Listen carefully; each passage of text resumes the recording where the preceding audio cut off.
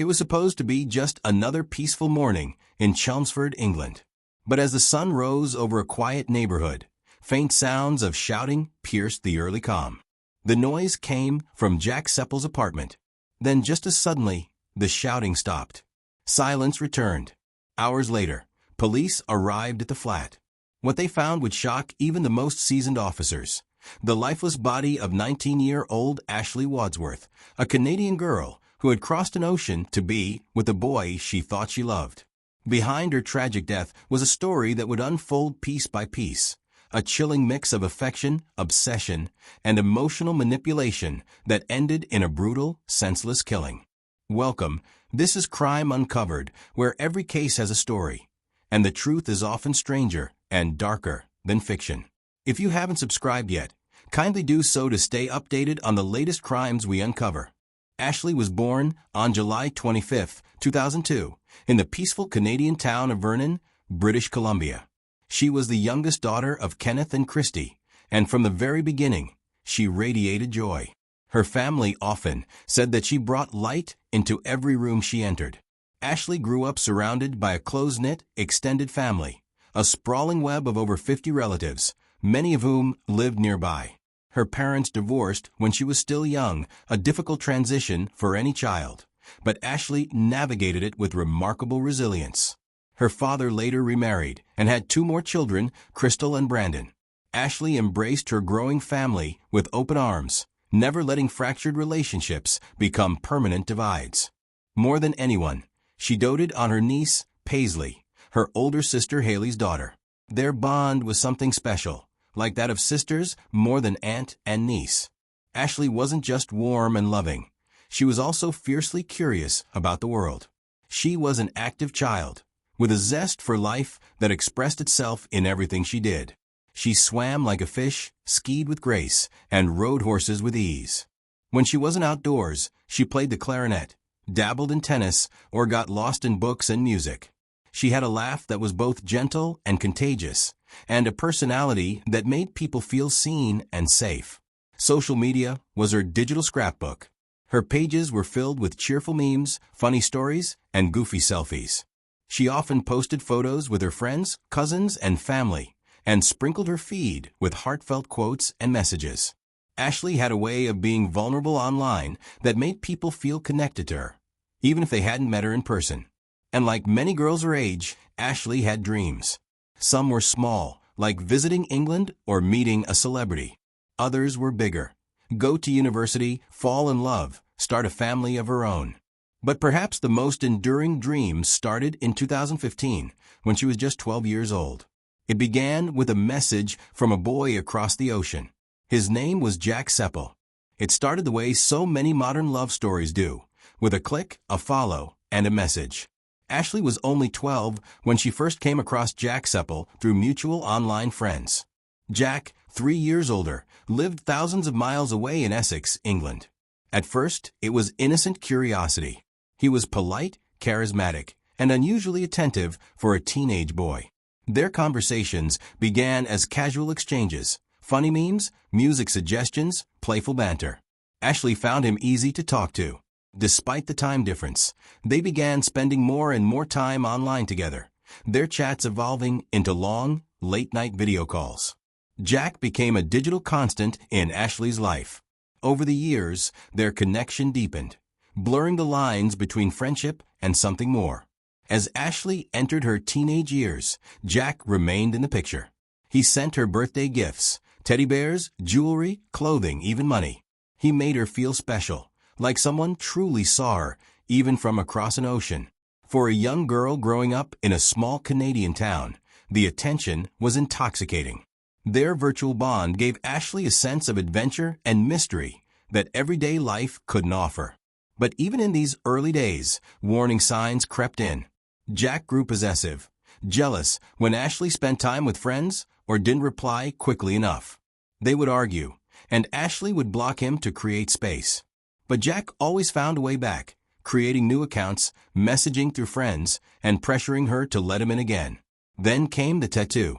Jack had Ashley's name permanently inked on his arm. To Ashley, it may have seemed romantic, even flattering. But to her family, it was unsettling. They began to worry this wasn't just teenage infatuation. Jack's obsession was growing darker, more consuming. Still, Ashley remained emotionally entangled. She was young, idealistic, and believed in the best parts of people. She saw Jack as someone misunderstood, someone she could help. And for Jack, Ashley was becoming more than a person. She was a possession, an idea he refused to let go of. As Ashley moved through her teenage years, her emotional investment in Jack deepened. But so did the concern of those closest to her. What once seemed like long-distance affection gradually revealed itself as something far more troubling. Jack's messages became clingy. He monitored who Ashley interacted with and demanded constant attention. When she pushed back, he retaliated by disappearing temporarily, only to reappear more intense and apologetic than before. Ashley's parents, seeing the early signs of emotional manipulation, tried to intervene. They urged her to set boundaries and question Jack's intentions. His behavior wasn't just needy, it was obsessive. Still, Ashley was a teenager caught in the throes of what she believed was love. To her, Jack wasn't dangerous, he was misunderstood. By 2018, Ashley expressed her wish to meet him in person. She believed the distance between them was the only thing making their relationship difficult. Her parents vehemently disagreed. At just 16, she was too young, too vulnerable. They forbade the trip. Ashley, however, didn't give up. As she got older, she began working part-time, flipping burgers, folding clothes, saving every dollar. Her goal wasn't travel, education, or adventure. It was Jack. With her earnings, Ashley quietly purchased a tablet, a device her parents couldn't monitor like the family computer. It gave her privacy, and more importantly, it gave Jack a direct line to her life. By November 2021, newly 19 and legally free to make her own choices, Ashley did what she had been dreaming of for years. She booked a one-way ticket to England. On November 12, 2021, Ashley Wadsworth left behind the snowy streets of Vernon, British Columbia, and boarded a flight to the United Kingdom. She carried with her a small suitcase, a 6-month tourist visa, and a heart full of hope. It was her first time flying internationally. She was nervous but excited. Waiting at London Gatwick Airport was Jack Sepple, the boy she had known only through screens. Their in-person meeting was captured in selfies. Jack with his facial tattoos and brooding stare, Ashley beaming with youthful joy. That same day, she changed her social media profile photo to one of the two of them together. At first, everything seemed like a dream come true. The pair took walks through picturesque parts of Chelmsford. They posed with their new puppy, Winston. Jack complimented her constantly, called her his soulmate. It was a whirlwind of firsts for Ashley. First time abroad, first serious relationship, first glimpse of adult independence. But behind the filtered Instagram moments, something was already shifting.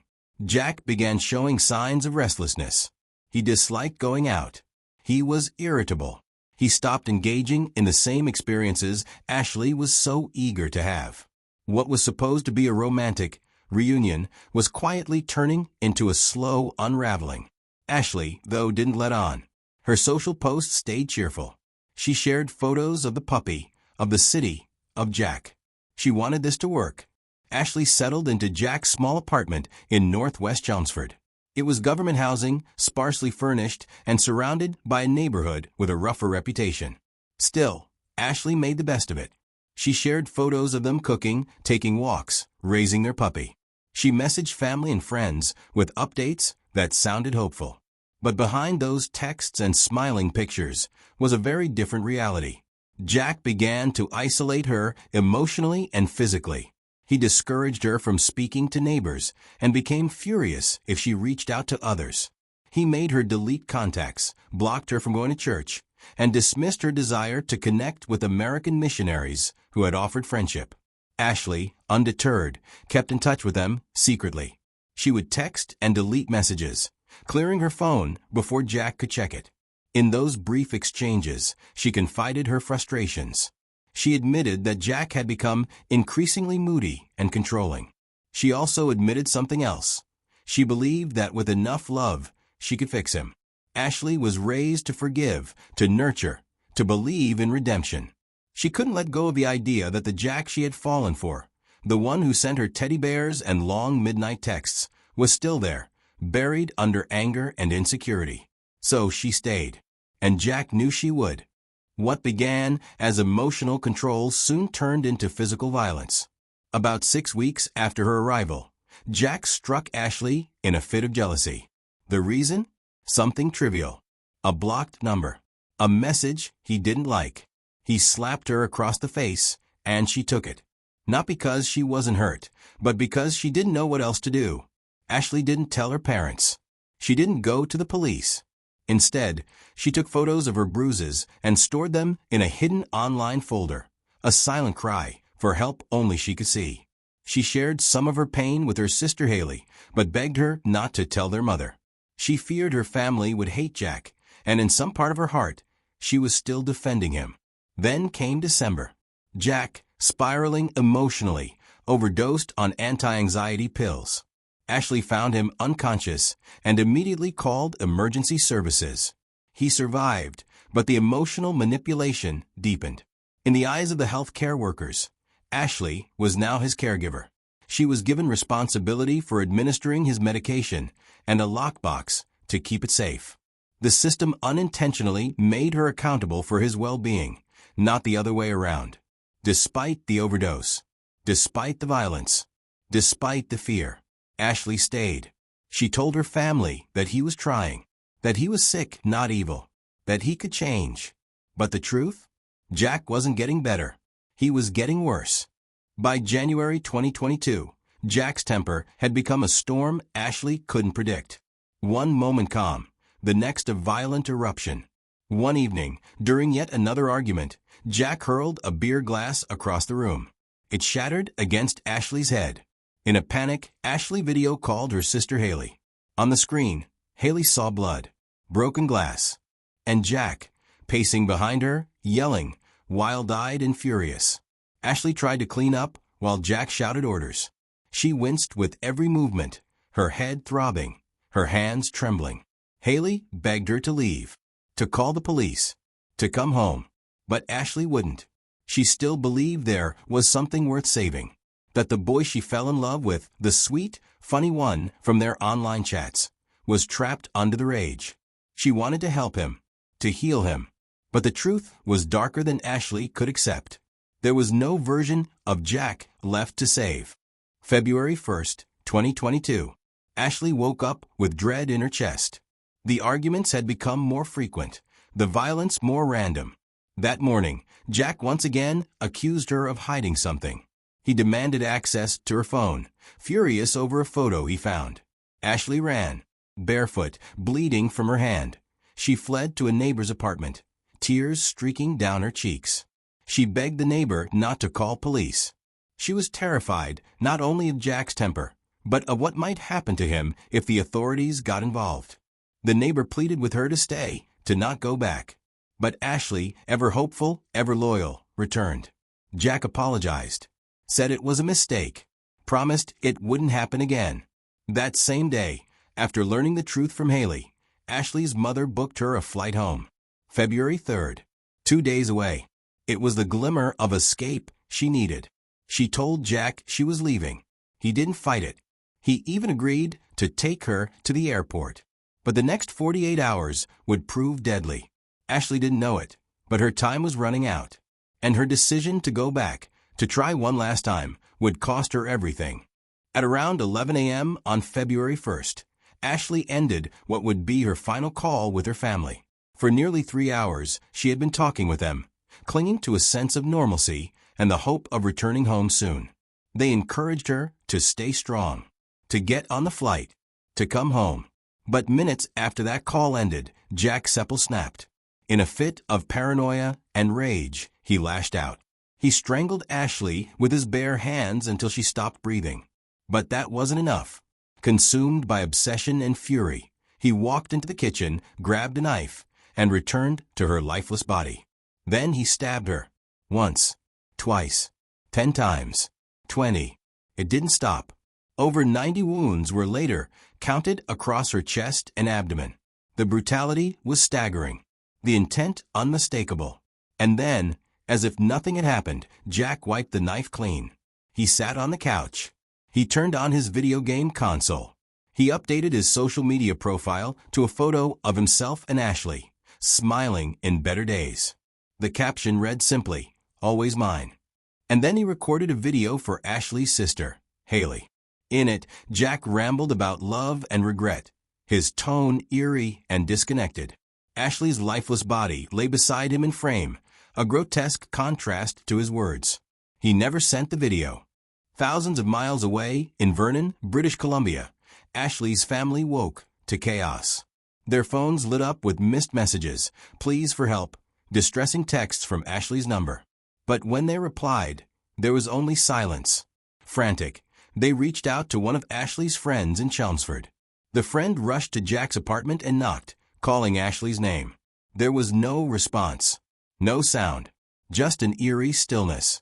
Uneasy, the friend called the police. At 4:13 p.m., officers forced their way into the apartment. What they found inside was beyond horrific. Ashley was gone. Her body lay on the floor, blood pooled around her. Her wounds were extensive, her injuries unmistakably intentional. Jack was still there, his hands stained red, his demeanor unervingly calm. He didn't resist arrest. In fact, he confessed immediately. As investigators began piecing together Ashley's final days, her family was hit with a second wave of horror. They learned who Jack Sepple really was. His criminal record told a story of escalating violence and disturbing behavior that had begun years earlier. At 15, he had taken explicit photos of a girl he met online. When she tried to cut ties, he hacked into her social media and publicly shared the images. He was issued a restraining order, one he violated within weeks. He assaulted his own mother during an argument over video games, shoved her to the ground, and destroyed furniture in a fit of rage. He broke into an assisted living facility in 2018. He was sentenced, but served only a brief term. Other partners had come forward before. One accused him of false imprisonment and physical abuse. Another claimed he locked her in his home and choked her. In both cases, charges were dropped when victims refused to testify, too frightened to face him in court. Ashley's family had searched his name before she flew to England.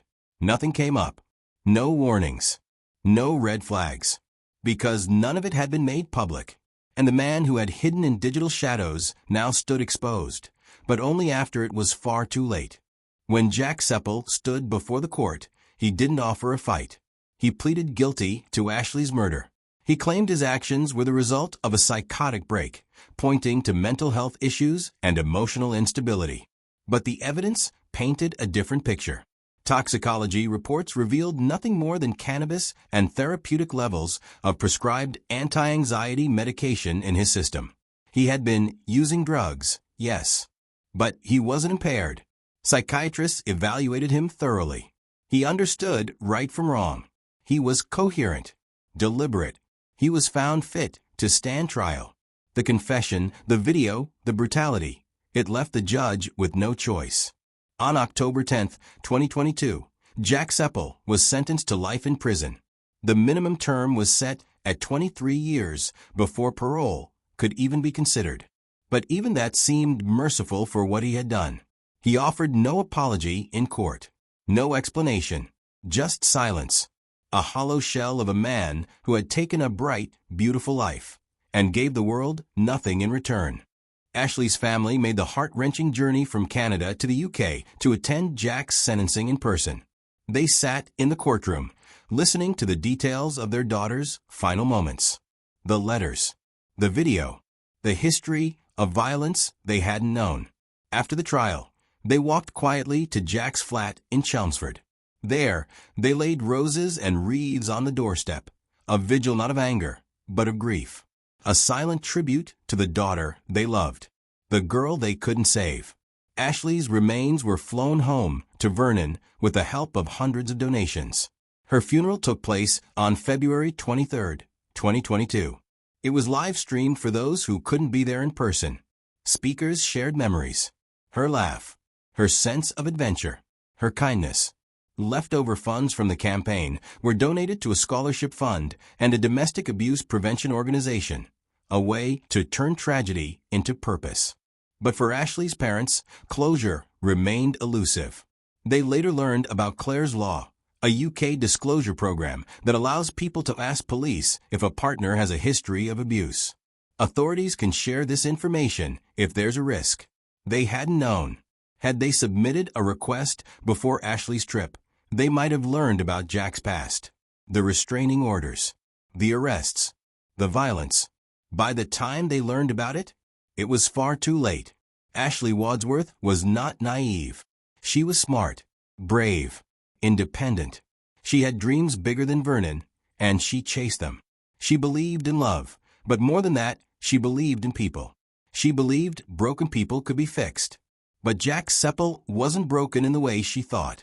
He wasn't lost. He was dangerous. He didn't just betray Ashley's love. He manipulated it, exploited it, and when he could no longer control it, he destroyed it. This wasn't just a crime of passion. It was a failure of ignored red flags, of silenced warnings, of systems that should have protected her. Ashley thought she was beginning a new chapter. Instead, she became a cautionary tale, a reminder that obsession isn't love, that silence can be deadly, and that sometimes the most dangerous monsters don't hide in the dark. They smile, they charm, and they promise forever. Thank you for watching. Every victim deserves their story told. If you found this story shocking and heartbreaking, subscribe to Crime Uncovered and help keep their memory alive. What do you think about Ashley's murder? Leave your thoughts in the comments. Until next time, keep questioning everything.